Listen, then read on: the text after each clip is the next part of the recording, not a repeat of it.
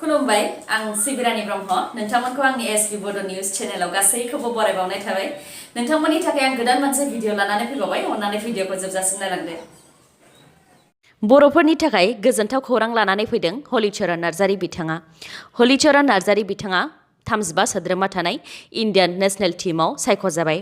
बे खौरांखौ फोसावदों Indian national टीमनि कोच आइगर स्टेमेक बिथाङा सा 35 सोद्रोमा थानाय इन्डियान नेशनेल टीमाव हलिचरन नार्जारी बिथांजों लोगोसे हायद्राबाद एफसीनि गासै 6 सोद्रोमाफोरा सायख'जादों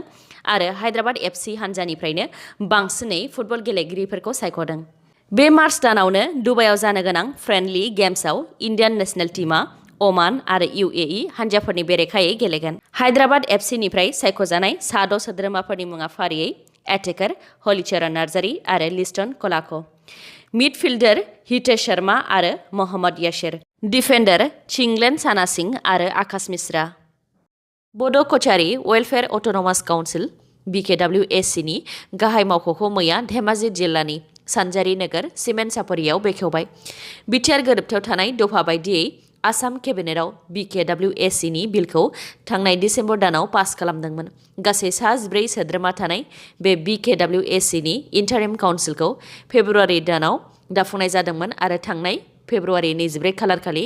इन्टारिम काउन्सिलनि सायख'जानाय सोद्रोमाफोरा दिसपुर जनता भवननि नाब्लाङाव समायखिरा लादोंमोन आसामाव बीजेपी हान्जाखौ फेजेननो थाखाय बेरेखा हान्जाया बायदि साननाय लानानै फैदों बावैसो सान सिगां BPF हान्जाया महाजोतजों आखाइ हमहैनायनि उनाव आसाम जातीय परिषद आरो रायजो दलनिफ्रायबो महाजोत एबा कंग्रेसजों आखाइ हमनो गोसो जानाय फोरमायदों नाथाय जेब्ला महाजोतनिफ्राय AIUDF खौ आलदा खालामगोन अब्लासो बिथांमोनहा कंग्रेसजों आखाइ हमगोन होननानैबो फोरमायथिदों खानि बेरेखा सोमावसारनायनि दायाव गोलाव समनिफ्रायनो जोबथेसालियाव जोबनानै दोनजानाय रायजो दलनि आफादगिरि अखिल गगৈ बिथाङा जोबथेसालिनिफ्राय लाइजाम लिरनानै जानो गोनां बिसायख'थियाव देरहासारनोब्ला मा खालामनांगोन बेनि सायाव गुवारै लिरहरदों बिथाङा लिरहरनाय बायदिब्ला BJPनि बेरेखा जेसेबां हान्जाफोर दङ जेरै कंग्रेस CPI CPIM बायदिफोरा मोनसे बियाबाव जाहाथे BJPनि बेरेखायै सासेल' बिजाथि फसङो बेनि अनगायैबो AIUDF खौ महाजोतनिफ्राय होखारोब्ला कंग्रेसजों रायजो दल आरो आसाम जातीय परिषदआ आखाइ हमगोन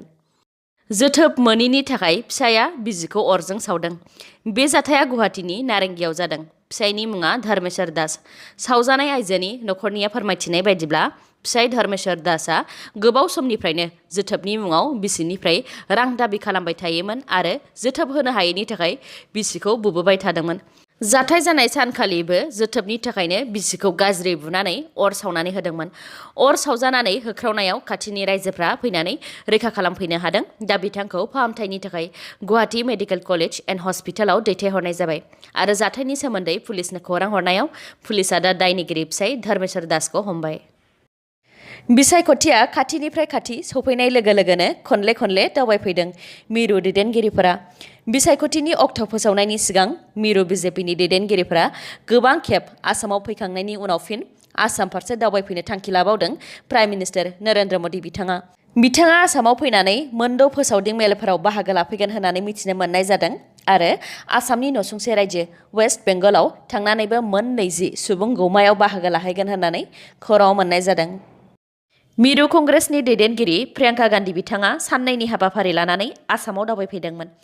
बिसायख'थिनि समाव गुबुन दोलोआ रायजो राजाफोरनो जेरैबायदि खोथा होयो बेबायदिनो प्रियंका गान्धी बिथांखौबो रायजो राजाफोरनो माखासे खोथा होनायखौ नुनो मोनदों मैया एबा 2 मार्चआव बिथांनि आसामाव फोसावदिं मेल खुंनाया नैथि सानमोन मैयानि बे सानाव प्रियंका गान्धी बिथाङा तेजपुरनि मोनसे गिदिर मेलाव बाहागो लादोंमोन आरो बे मेलनिफ्रायनो 9 गेरेन्टि रायजो राजाफोरनो होदों बेफोरो जाहैबाय सेथियाव खा आयेनखौ बोखारगोन नैथियाव नखरफ्रोमनोबो मोब्लिब गोहोखौ 200 इउनिटसिम बेसेन लायालासे होगोन थामथियाव जाहैबाय आइजोफोरनो दानफ्रामबो 2000 राङै होगोन ब्रैथियाव जाहैबाय साहा बागाननि मजुरिखौ सानफायाव 365 राङै होगोन बाथियाव 5 लाख साख्रि गैजायै सुबुंफोरनो साख्रि होगोन मख'नो गोनांदि बे 9 खोथानि गेरेन्टिया आसाम बिधानसभा बिसायख'थियाव कंग्रेस दोलोआ खुंथाय गोहोआव फैयोब्ला खोथा बायदियै मावफुंजोबगोन होननानै बुंथिदों प्रियंका गान्धी बिथाङा भिडिअखौ जोबजासिम नायलांदो लोगोसे नोंथाङा दासिमबो आंनि चेनेलखौ साबस्क्राइब खालामाखैबा अन्नानै साबस्क्राइब खालामदो लोगोसे बेल आइकनखौबो क्लिक खालामदो जाहाथे गोदान भिडिअ लानानै आं फैयोबा नोंथांनाव सिगांग्रो नटिफिकेसन सौफैयो बिटिसिनि गोदान सोरखारा जाख्ल'नायनि बेरेखायै गोख्रों नायबिजिरनाय खामानिखौ मावबाय थादोंमोन। खौराङाव मोननाय बायदिब्ला थांनाय 2015 मायथाइनिफ्रायनो सिडि फान्डनिफ्राय साप्लाइनि मुङाव खौथि रां जाख्ल'नायनि फोरमान मोननानै फार्स्ट क्लास थिकादार हलिचरन नार्जारी, मनरन्जन ब्रह्म, सुदां कुमार ब्रह्म बिथांमोननि सायाव केस रेजिस्टार खालामनाय जाबाय आरो बे समाव पुलिस बिफाना दानि बिटिसिनि सोरखारनिफ्राय फाइलफोरखौ बिनानै लाबाय होननानैबो खौराङाव मोननाय जादों। आसाम बिधानसभा बिसायख'थिनि गिबि खोलोबनि अफिसियेल नटिफिकेशनखौ इलेक्शन कमिशना फोसावबाय। अफिसियेल नटिफिकेशननि बायदिब्ला आसाम बिधानसभानि गिबि खोलोबाव गासै मोन 12 जिल्लायाव मोन 47 बियाबनि बिसायख'थिया 27 मार्चआव खुंजागोन आरो बे गिबि खोलोबनि बिसायख'थियाव 80 लाखनिबो बारा भटार्सफोरा भटखौ होगोन। अफिसियेल नटिस फोसावनाय लोगो लोगोनो बिजाथिफोरनि नमिनेशन होनाया जागायजेनबाय आरो बे मोन 47 बियाबनि नमिनेशन जमा होनायनि जोबथा साना 9 मार्चआव। बिनि सायाव नायबिजिरनाया 10 मार्चआव जागोन आरो सोरबा बिजाथिया नमिनेशन बोखारफिननो लुबैयोब्ला 12 मार्चनि गेजेराव बोखारफिननो हागोन। मख'नो गोनांदि आसाम बिधानसभा बिसायख'थिया मोनथाम खोलोबाव जागोन। गिबि खोलोबनि बिसायख'थिया 47 बियाबनि थाखाय 27 मार्चआव खुंजागोन। नैथि खोलोबनि बिसायख'थिया 39 बियाबनि थाखाय 1 एप्रिलाव खुंजागोन आरो थामथि खोलोबनि बिसायख'थिया 40 बियाबनि थाखाय 2 एप्रिलाव खुंजागोन। आसामाव मडेल कड अफ कन्डाक्ट सोलिसेयावबो आसामनि चिफ मिनिस्टार सर्बानन्द सन'वाल बिथाङा स्टेट गेस्ट हाउसखौ गावनि थाग्रा न' महरै बाहायनायनि हेंथायै आरो लांदां खालामैनि थाखाय बिथांनि हेंथा राहा लानो आसामनि चिफ इलेक्टरेल अफिसार नितिन खारे बिथांनिसिम गांसे मेम'रेन्डाम गथायदों। आसाम प्रदेश कंग्रेस कमिटिनि लिगेल डिपार्टमेन्टनि चेयारमेन नीरेन बरा बिथाङा बुंथिनाय बायदिब्ला स्टेट गेस्ट हाउसखौ चिफ मिनिस्टारनि थाग्रा महरै अफिसियेलि फोसावाखै आरो स्टेट गेस्ट हाउसआ रायजोफोरनि थाग्रा न' महरैसो बाहायजानांगौ। बेनिखायनो बे न'खौ आसामनि चिफ मिनिस्टार सर्बानन्द सन'वाल बिथाङा गावनि थाग्रा न' महरै बाहायालासे रायजोफोरनि थाखाय हगारनानै होनांगौ होननानै बुंथिदों। 9 बोसोर बैसोनि हिन्जावसा गथ'आ हाजो गाखोनानै रेकर्ड खालामदों। अन्ध्र प्रदेशनि मान्डाल जिल्लानि काडापाला ऋत्विकाश्री 9 बोसोर बैसोनि हिन्जावसाया आफ्रिकानि बयनिख्रुइबो गोजौसिन हाजो माउन्ट किलिमन्जारो हाजोखौ गाखोनानै एसियानि बयनिख्रुइबो उन्दैसिन हाजो गाखोग्रानि रेकर्डखौ लाखिनो हाबाय। बे हाजोनि गिलमान पइन्टआ सी लेभेलनिफ्राय 5685 मिटार गोजौ। बिथाङानो दा बे हाजोखौ गाखोनो हानानै बुहुमनिनो नैथि उन्दैसिन गथ' जानो हाबाय आरो एसियानि मादाव सेथि। आलफाजों लांखारजानाय सानै कुइप अइल कम्पानिनि मावथिखौ दिनै हगारनानै होसिगोन होननानै खौराङाव मोननाय जादों।